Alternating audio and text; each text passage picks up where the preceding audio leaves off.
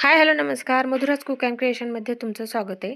आज 5वी माळ आहे, पण मी 5व्या माळी दिवशीच हे कडकणी करत असते. कारण 9 दिवस देवीला वेगवेगळे आपण नैवेद्य दाखवतो. तसंच 7व्या माळेला आपण कडकणी ठेवत असतो. आपल्या घरच्या घटालाही कडकणी ठेवत असतो. देवीला मंदिरात ते जाऊन कडकणी ठेवत असतो. त्यामुळे आजच मी केले आहेत आणि 7व्या माळे दिवशी मी ठेवून येणार आहे गावात ते जाऊन. आणि हे मी कणकीचे केलेले आहेत. गऱ्याचे किंवा गऱ्याचे नाही करत मी. लाल दिसतात गव्हाचे, पण चवीला खूप छान लागतात. म्हणजे एकदम खुसखुशीत आणि चविष्ट लागतात. आपल्या गऱ्याच्या ह्याच्यापेक्षा म्हणजे ज्याची त्याची पद्धत असते.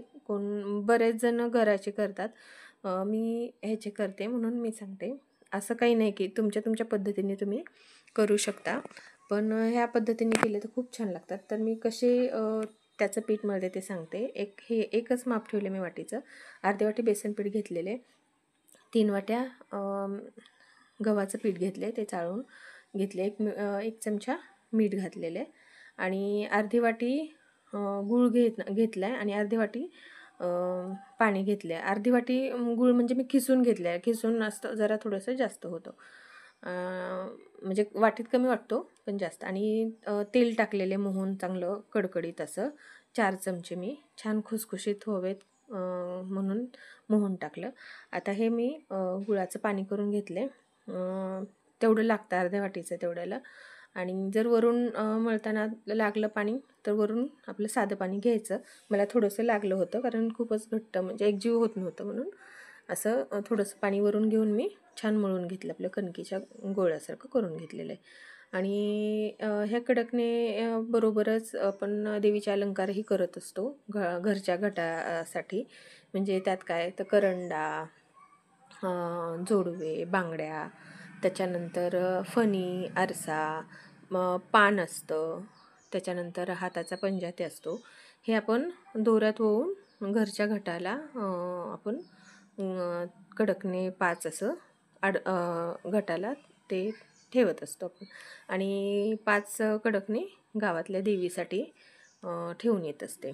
असे ही एक पारंपरिक जो पदार्थ आहे की ते प्रत्येकजण आपल्या म्हणजे महाराष्ट्रात प्रत्येक घरी नवरात्रात होत असतं, की प्रत्येकजण ते करतातच. आणि 7व्या माळेला ते देवीला ठेवून येत असतात.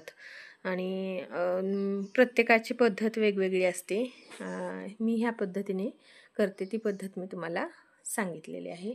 जर तुम्हाला आवडली तर तुम्ही ह्या पद्धतीने करू शकता. असे खूप छान असे अलंकार पण खूप छान वाटतात. ते तळल्यानंतर तर खूप छान वाटतात. अशा प्रकारे मी आता बांगड्या करून घ्यायला लागले. त्यानंतर जोडवे, असं सर्व अलंकार केले जातात.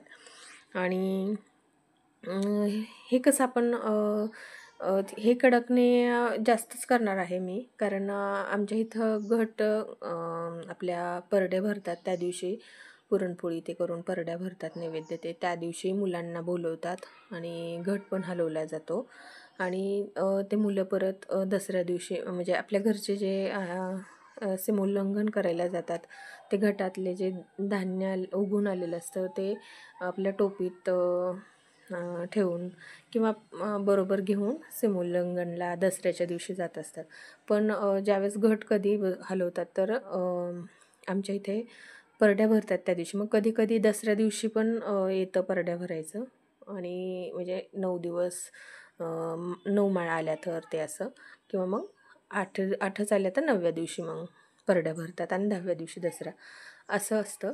मग ज्या दिवशी परड्या भरायच्या त्या दिवशी मुलांना बोलवतात आणि घट हलवला जातो. आपल्या देवीचा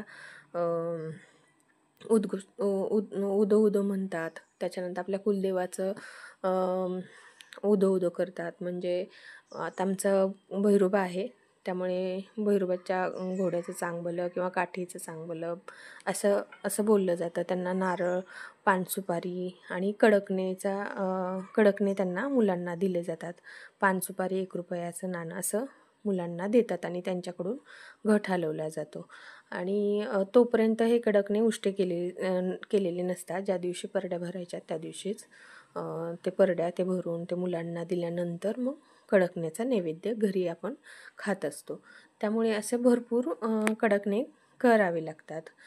परड्यात घालायचं, मुलांना द्यायचं, देवीला घेऊन जायचं घरच्या घटाला. अशा प्रकारे भरपूर कडकणे केले जातात. आणि हा खरंच खूप छान पदार्थ, म्हणजे कडकणे खूप छान लागतात, की असं गोड आणि कडक खुसखुशीत असतात. एकदम गूळ जास्त घातला तर त्याला कलर पण जास्त लाल होतो आणि असे म्हणजे कडक लागतात जास्त. आणि असं छान आता सर्व मी तळून थोडेसे करून घेतले, तेवढे देवाला मी ते करून थोडंसं बाजूला ठेवणार आहे. आता हे सर्व मी तळून घेणार आहे. असं छान असं जर कच्चं म्हणजे हे कसं थोडंसं हात किंवा पान हे बाकीचे जे अलंकार आहेत ते थोडेसे जाडच असतात, त्यामुळे थोडंसं जास्तच तळले जावं लागते. त्याच्यामुळे नाहीतर दुसरं ते त्याच्याबरोबर जे 5 कडकणे ठेवलेले असतात ते सादळले जातात. म्हणजे होतंच तसं, पण नैवेद्य म्हणून नंतर ते खावेच लागतात. आपले ज्यावेळेस दसरा ते होतो त्यानंतर हे खायचंच असतं. कारण देवाला घटाला ठेवलेलं असतं, त्यामुळे हे टाकून पण द्यायचं नाही. त्यामुळे हे खावंच आणि चांगलं, म्हणजे देवीचा नैवेद्यच आहे ना त्याच्यामुळे हे नंतर खायचं हे सर्व. थोडं जाड असतं त्याच्यामुळे ते सादळल्यासारखं होतं, पण छान छान लागतं किंवा खावंच लागतं. आता हे मी कडकणे तळून घेते, बाकीचे नंतर करणार आणि ते तुम्हाला दाखवते परत. अशा प्रकारे माझे आता हे सर्व कडकणे झालेले आहेत. जर तुम्हाला आवडले असेल तर करून पहा रेसिपी, आणि माझ्या चॅनलला लाईक करा, शेअर करा आणि सबस्क्राईब करा. सर्व व्हिडिओ पहा आणि सबस्क्राईब करा.